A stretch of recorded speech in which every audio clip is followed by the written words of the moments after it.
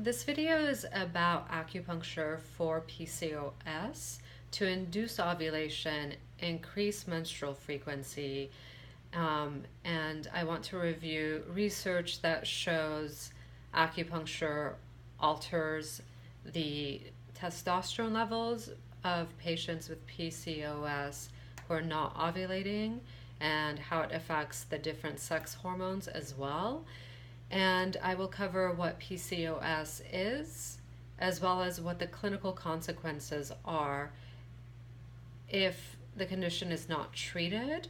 I like to keep my videos just really unrehearsed, so please do forgive any mistakes that I make.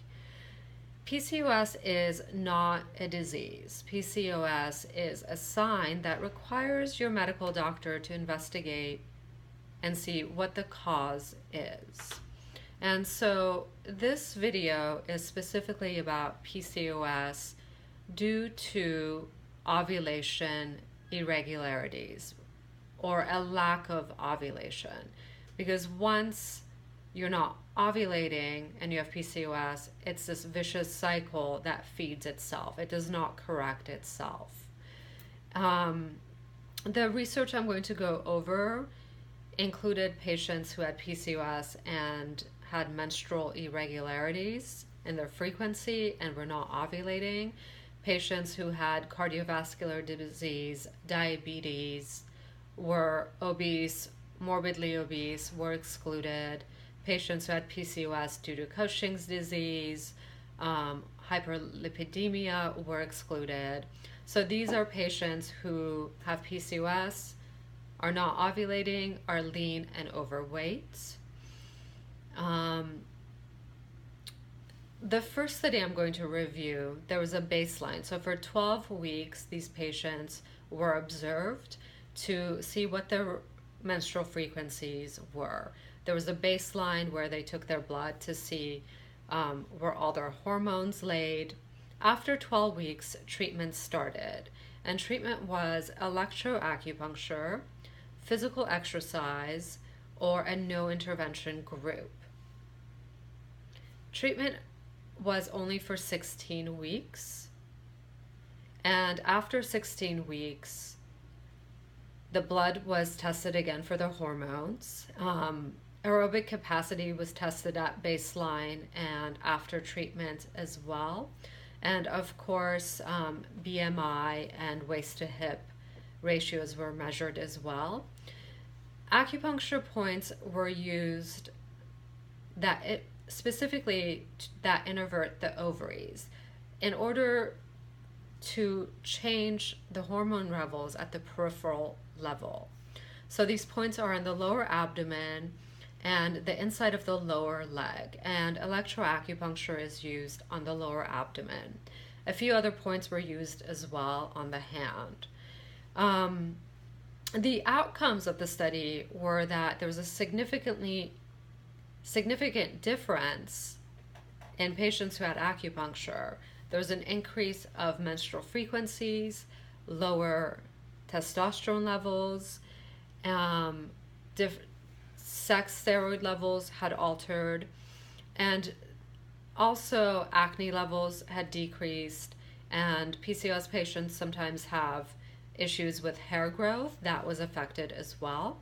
Now, when comparing acupuncture to physical exercise, acupuncture increased menstrual frequency way more than physical exercise. But what was interesting is that the changes in hormones were different between acupuncture and physical exercise, pointing to the fact that the mechanism of acupuncture and physical exercise are different. Of course, between acupuncture and the no intervention group, there was dramatic changes. And there were no changes in BMI or waist to hip ratio, so we can't say it was due to weight loss. And the points that were used were not to affect weight loss. They were specific points that affect the ovaries. So that was the first randomized controlled trial. The second randomized controlled trial was a follow-up to this study because we're often criticized, and I'm an acupuncturist, we're often criticized and said that we are able to obtain results for patients because there's a therapeutic interaction between us and the patient. So there's a hand holding effect, or we're listening to the patient, and that's creating the changes. And so a follow-up study was conducted, a randomized controlled trial, to test the frequency of ovulation and between the acupuncture group and an attention control group. So the attention control group met with the therapist. The therapist had the patient lay down and listen to music for 20 to 30 minutes, twice per week for 10 to 13 weeks. The other group received the same interaction with the addition of acupuncture.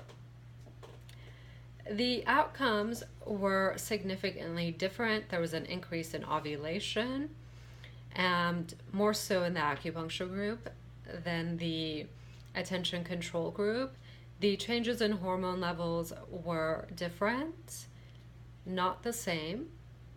What was interesting was that the attention control group, their rates of ovulation increased as well to about 40%, which is similar to what Clomid provides.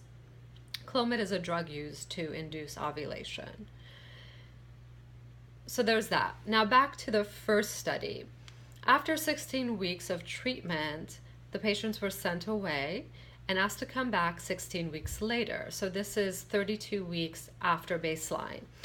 And the hormone levels still changed and remained changed in the acupuncture group. Acne levels dropped even more, showing that acupuncture disrupts this vicious cycle of ovulation and alters the body, not just for the short term. Isn't that, it's fantastic, especially so because PCOS and the issue of not ovulating does not have a pharmaceutical gold standard form of treatment. So you can take Clomid, you can take metformin, there's ovarian drilling, and other than them not working that well, there's side effects. And that's just to induce ovulation so the patient can get pregnant. If future electroacupuncture studies to alter the ovulation cycle shows that acupuncture has the power to change this dysregulation, then something fantastic can happen. We can alter the course of the clinical consequences of this condition. Persistent lack of ovulation in women may lead to cardiovascular disease, diabetes in women who have insulin resistance and are not ovulating, endometrial cancer, infertility, issues with acne, hair loss, or hirsutism, which I'm sure I just totally butchered. Now, also, definite or very likely consequences of PCOS and not ovulating are depression, sleep apnea, gestational diabetes. So it makes me wonder, for diabetes, gestational diabetes, that occurs during pregnancy. But for depression to occur due to this hormonal issue, really, how are antidepressants that work on serotonin going to help this patient? I hope, and the research is really great for acupuncture and PCOS. I've only mentioned two, there's many other ones. And hopefully soon there'll be research comparing acupuncture with Clomid. But again, the issue here is not only ovulation and affecting fertility, it's the issue of affecting the patient's health and future health, because the quality and quantity of life of these patients are affected. And so PCOS is a sign, not a disease. It's a result of a vicious cycle which can be initiated at any of the many entry points in this hormonal feedback loop. Dysfunction is sustained by the internal feedback mechanism within the system. And this lack of ovulation can become a persistent problem.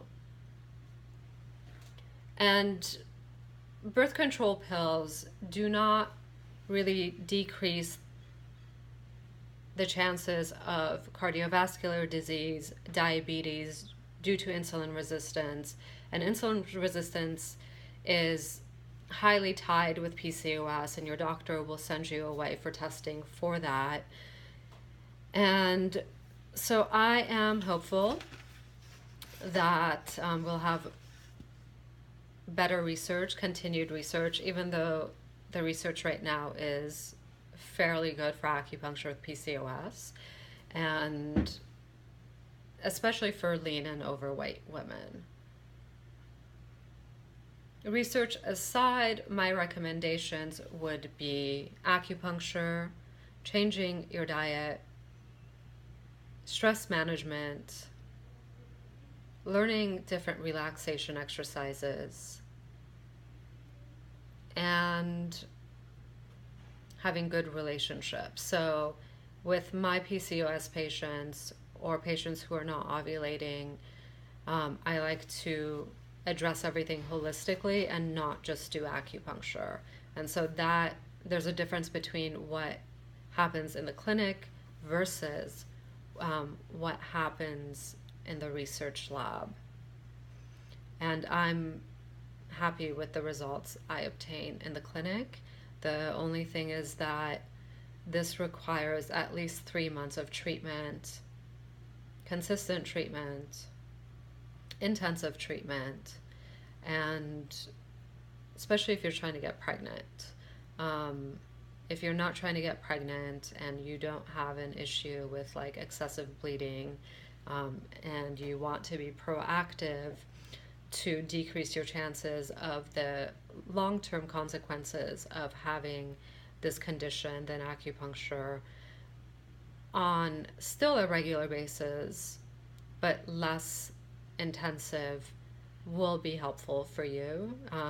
And I encourage you to find an acupuncturist who is well versed in the research and is able to give you a proper course of treatment, and it's beneficial for you in so many ways.